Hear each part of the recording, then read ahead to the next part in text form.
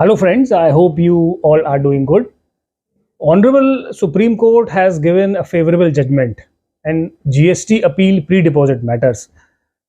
माननीय उच्चतम न्यायालय का एक बड़ा ही महत्वपूर्ण एक जजमेंट आया है और ये जो जजमेंट है दैट इज ऑर्डर डेट है that is 20th of March 2026 which means that this is a latest judgement. और इसमें जो अपीलांट थे that is mister Simla Gomti Pan products private limited, और ये प्राइवेट लिमिटेड कंपनी है, ये कारोबारी लखनऊ के रजिस्टर्ड है।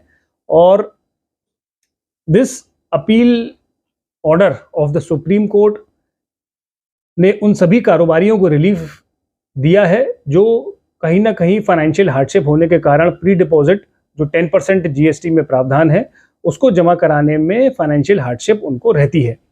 जीएसटी में एक प्रोविजन है जो ये कहता है कि मान लीजिए किसी कारोबारी के विरुद्ध अगर कोई एडवर्स ऑर्डर पास होता है तो उसे अपील करनी है तो he has to deposit 10% of the disputed tax. यानी कि मान लीजिए टैक्स इन डिस्प्यूट आपका 1 लाख रुपीज़ है तो आपको 10,000 रुपीज़ जमा कराने पड़ेंगे and you can file the appeal. जैसे फॉर एग्जाम्पल इस केस में जो टैक्स इन डिस्प्यूट था वो करोड़ में था। जनरली हम सर्च के केसेस में देखते हैं कि there is a huge demand, assessment orders pass कर दिए जाते हैं। और जैसा कि इस पर्टिकुलर केस में जो टोटल डिमांड थी दैट वाज 67 करोड़, और कारोबारी को अगर अपील फाइल करनी थी फर्स्ट अपील तो उसको जमा कराने थे 6.7 करोड़।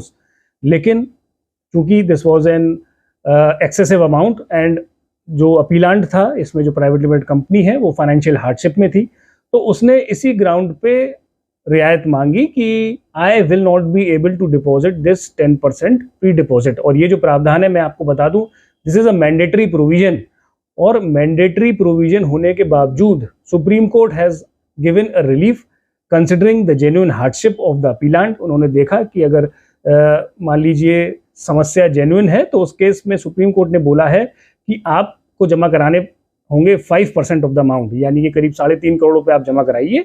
50% रिलीफ सुप्रीम कोर्ट ने इस जजमेंट में दिया है।